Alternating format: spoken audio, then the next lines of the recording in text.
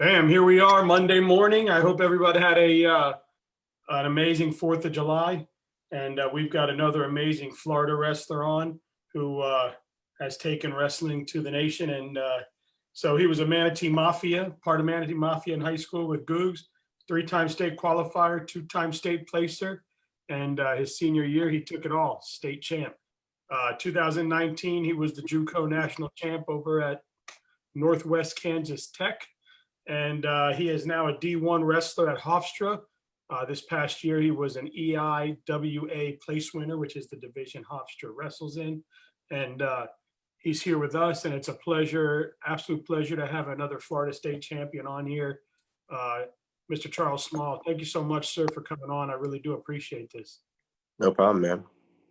Very cool to finally meet you and see you're doing your thing. I know you said you're in Georgia right now, getting some work in with some buddies.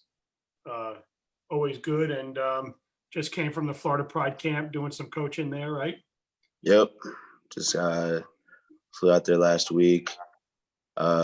Nick kind of hit me up kind of late, but I was like, I might as well go and help out, give back to the sport that gave so much to me. So cool, man. And you said it was a huge success. Good for Nick Mark. It was. Nick did a really good job of running the camp. Made sure everybody was on their toes. Shout out to Nick Marcus and all the girls that were there that really helped run the camp, man.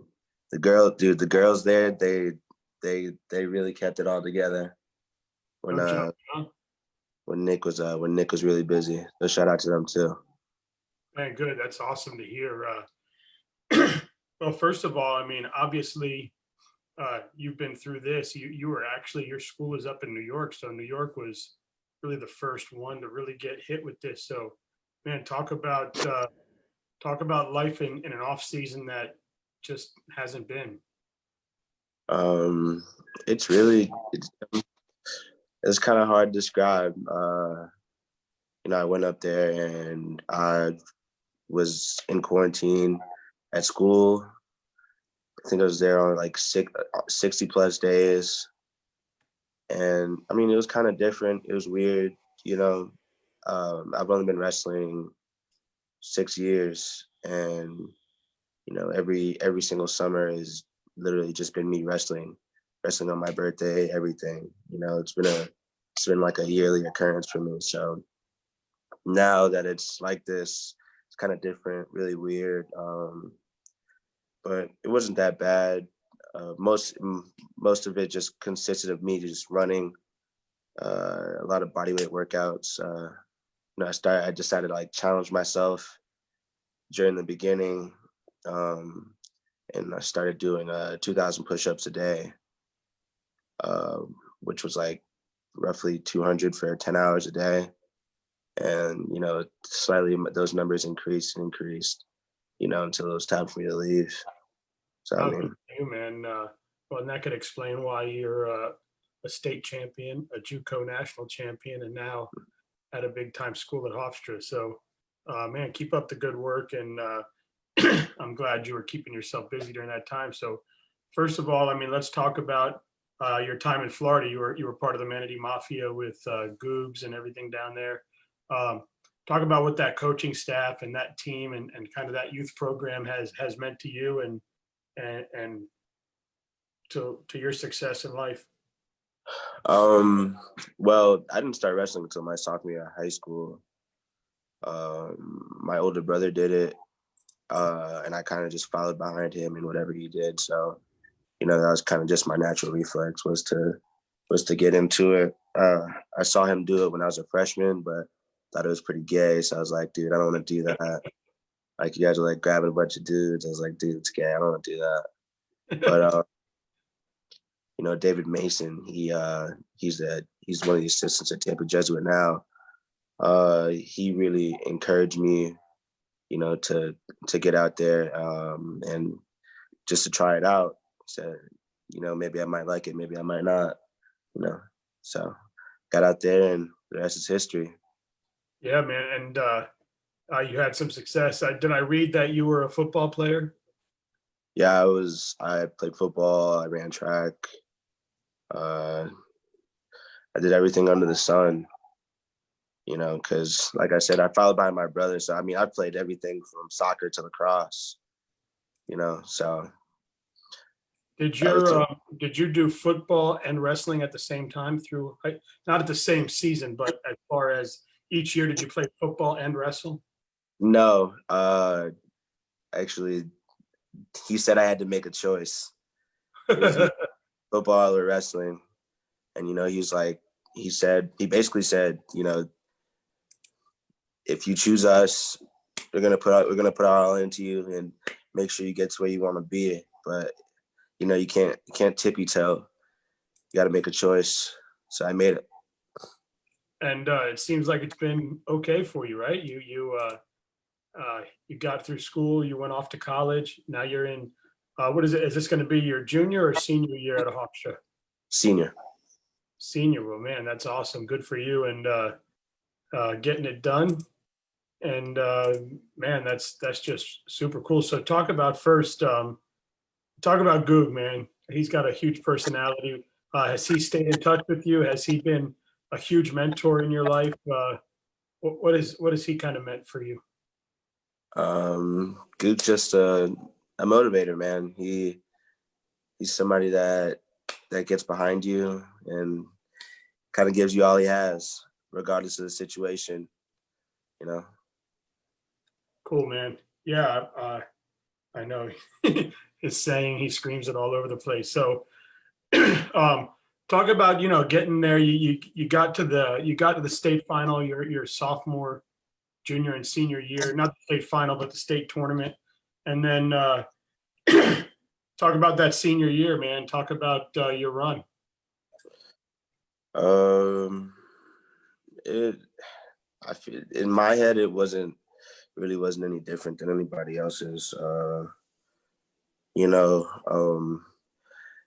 the only thing that was kind of different was I was supposed to go 152 that year, and I was weighing in after practice as I was making the cut down, and I left before I could check in with Goog, like and tell him my weight, and through a lot of like huge miscommunications, he thought I was 10 pounds heavier than what I actually was.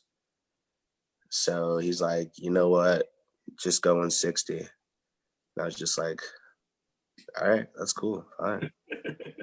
It wasn't really any sweat off my back. Um, you know, wrestled up in the beginning at 70, got down to 60 as the year went on. Took a loss to Jake Brindley at Ippolito in the finals. A couple of weeks later, lost to Max Wollabah at Winter Springs. And we get to the state series, and that's kind of my thing, I guess. Winning when it matters, or building up momentum up until the end of the season. Just trying to make sure I meet my own goals, or just getting it done. So I don't really think it's any different from anybody else's. I just got it done when it mattered. That's awesome. And how do you think you've really taught yourself to be so headstrong? So say it again. So headstrong. How have you gotten yourself so mentally right to be able to have the success as quick as you've had it? When I was in high school, our assistant coach at the time, David Mason, he always preached that to us. He said, it doesn't matter what you do in the beginning, but as you get to the postseason, you got to peak at the right time. Everybody's going to take a loss eventually. Whether you get pinned or you lose by a point, everybody's going to take a loss. But you have to learn how to have a short memory and how to just keep it going. If you keep things in the back of your head, then that always all that stuff shows when it's time to work. So that state final run, any matches that, I mean, obviously the final match you won it, so I'm sure that sticks out in your head. But any matches on that run through the 2 days that that came close, that are most memorable in your mind that you thought, oh shit? Well, yeah, the semifinal match is probably the matchup of the tournament because he was nationally ranked. He was a WWL team member that year, and he had already beat me. So, we had to go head up again, to see who's gonna win it all. Because the kid I wrestled in the finals, I had almost teched him the week before. So Gotcha. nobody. Who was the kid in the semis? Maxwell Ball. Nice. What's he doing now? Where's he at? I think he goes to Clarion. I'm not too sure. Nice, good for him.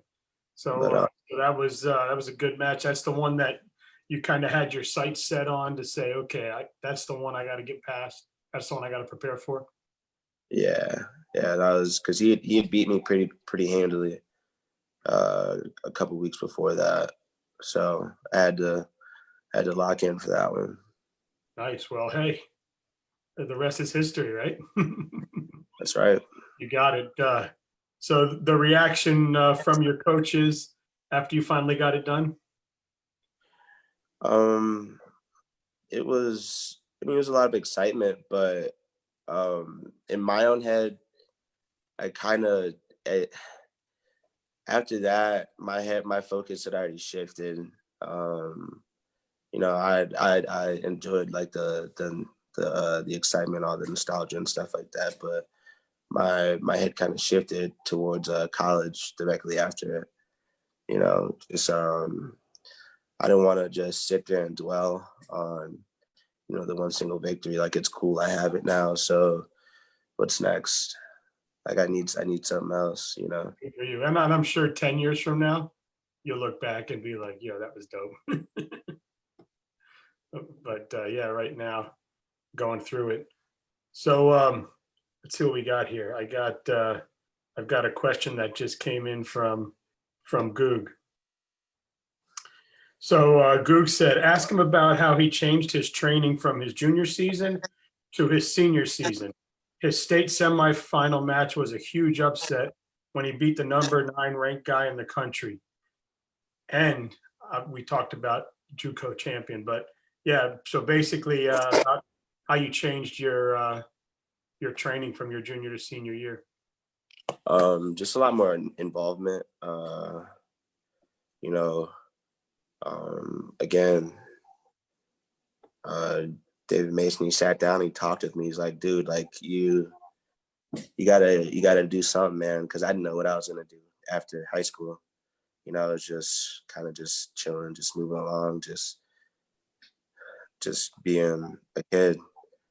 And he's like, dude, if you wanna make this into something that you can do for the rest of your life, then you gotta put your all into it. So in between junior and senior year, I left and I was gone the whole summer.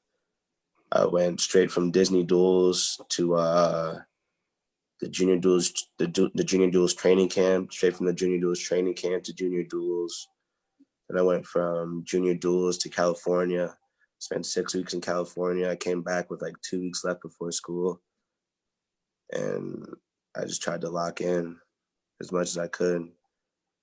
Well, good for you. And I mean, talk about your parents. Good for them for being behind you through all this and letting you go kind of travel the country and get some practice and competition in. I'm sure they've meant a lot to you through this whole process. Yeah, my mom's my biggest, probably my biggest fan. She has everything I win, I give to her. She just keeps it. It's the first time I saw you smile. Yeah, it's just my mom. My mom's my biggest support. I love my mom. I talk to my mom every day. She means the world to me. She does it all, regardless of the situation. So Cool, man. So the decision to so I know immediately when you left school, you went up to Notre Dame College, right? yeah, right after I graduated, I left. I went right up there and just started training. And then just wasn't your thing. You decided to go to junior college. Talk about your transition and your decision to decide to go over to Northwest Kansas Tech and do your thing there? It was just like any other decision.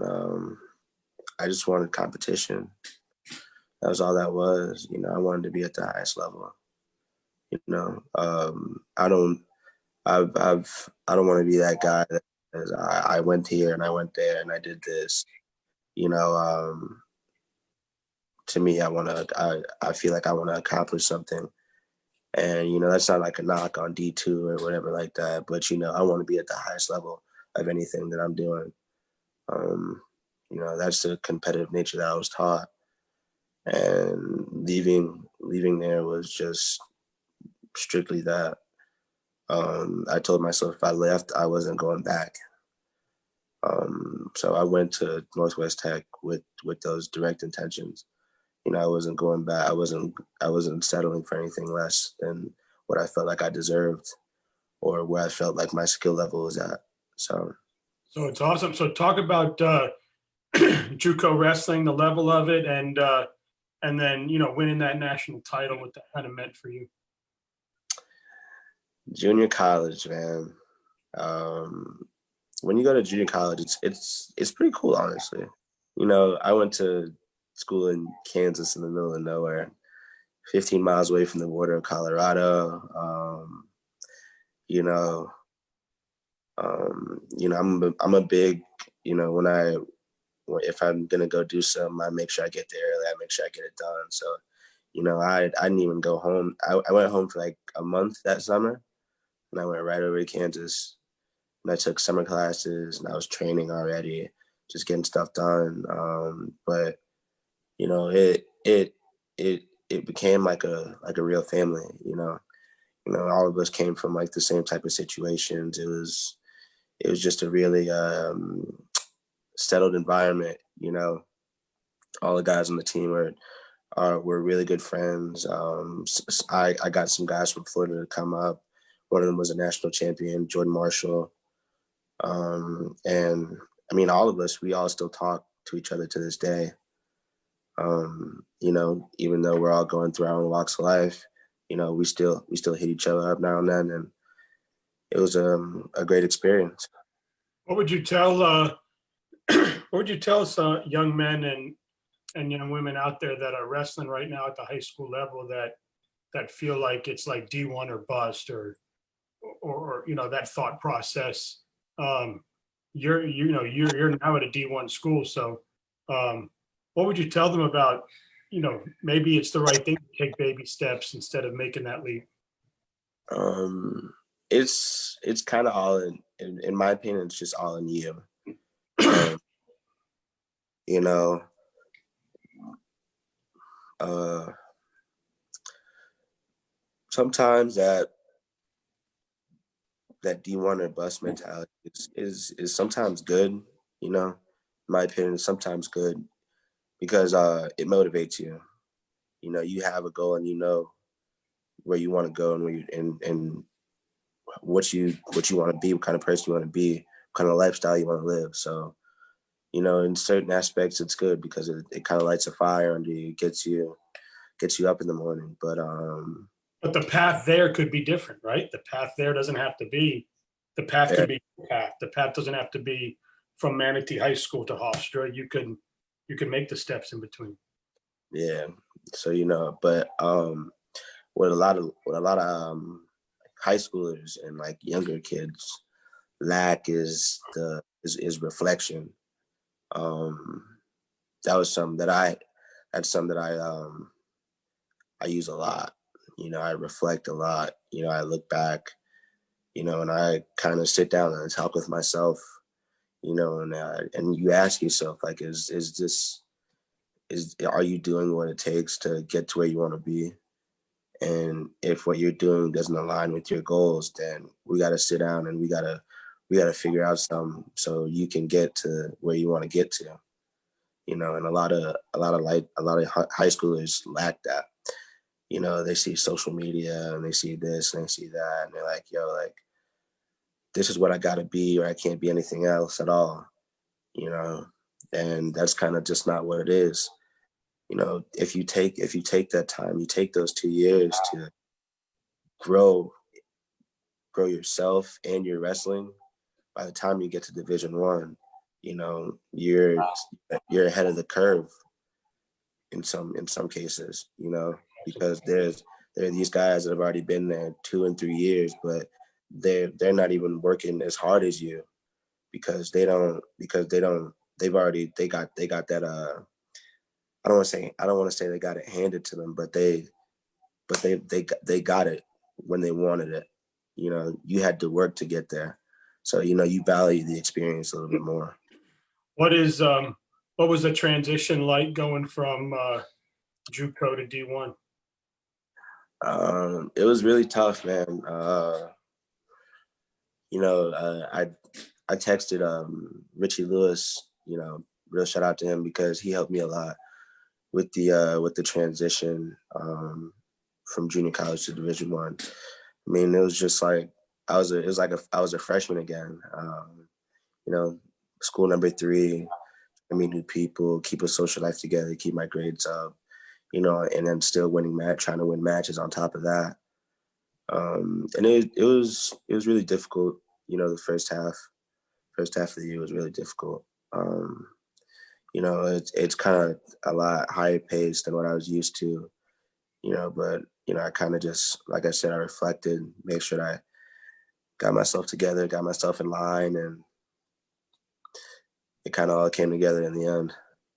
Man, yeah, awesome and good for you. And you placed this year at the conference tournament. That was a huge success for you, right?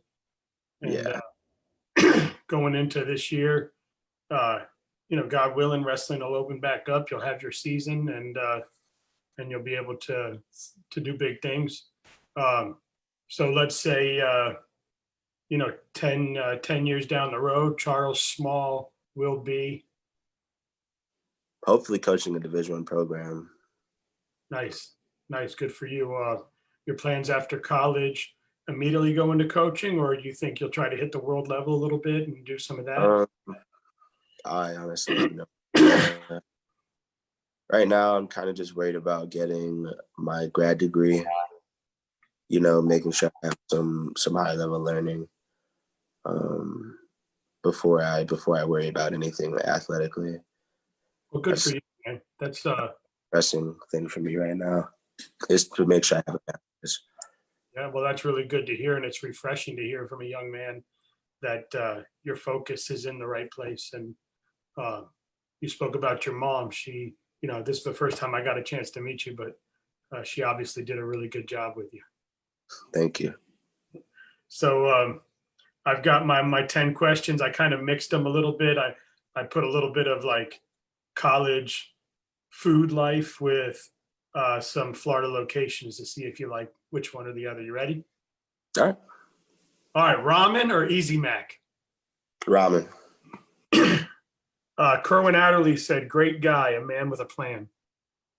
Love curling. Busch Gardens or Animal Kingdom? Never been to either. Okay. Pizza rolls or pizza bagels?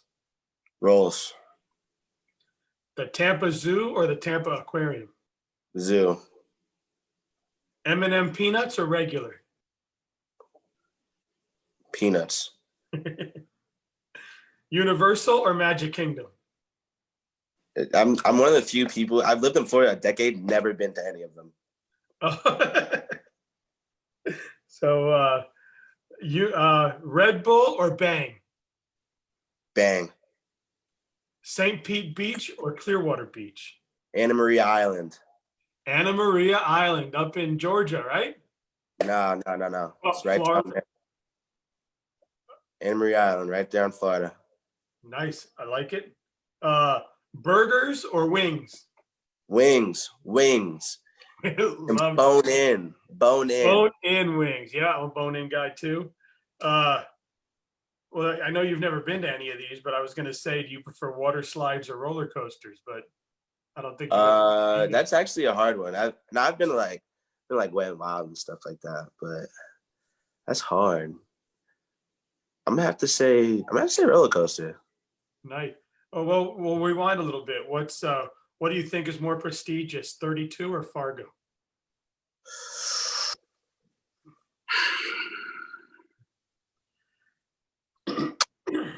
See, that's hard.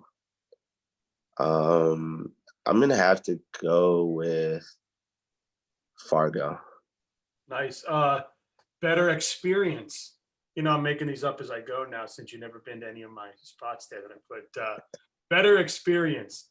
The FHSAA championship or the NJCAA championship? Probably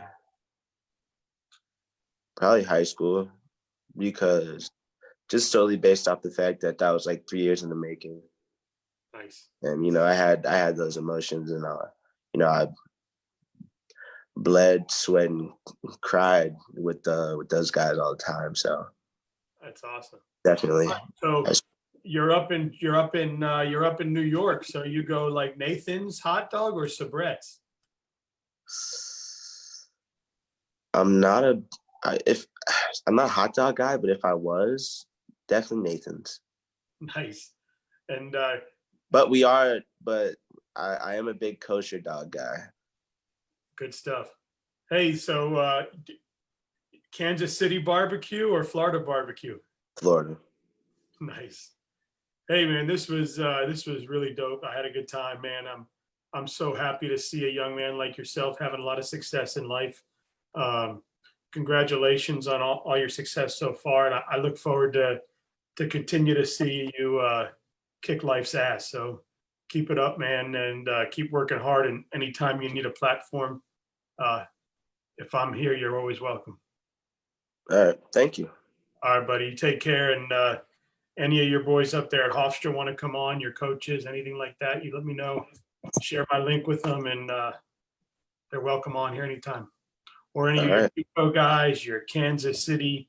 I'd love to talk to a JUCO coach. I had the opportunity to talk to Lee Kemp the other day, who obviously he coaches at a JUCO right now in California, but he's done a few other things in life. So I was able to talk to him about that too. But it'd be cool to talk to your JUCO coach as well. So I'd love for kids to get to hear all aspects of college wrestling. I've had clubs on, I've had NAIA on, I've had those guys on, but I haven't had a JUCO yet. So it would be cool. Hit up Mike Sabali, man. Mike Sabali.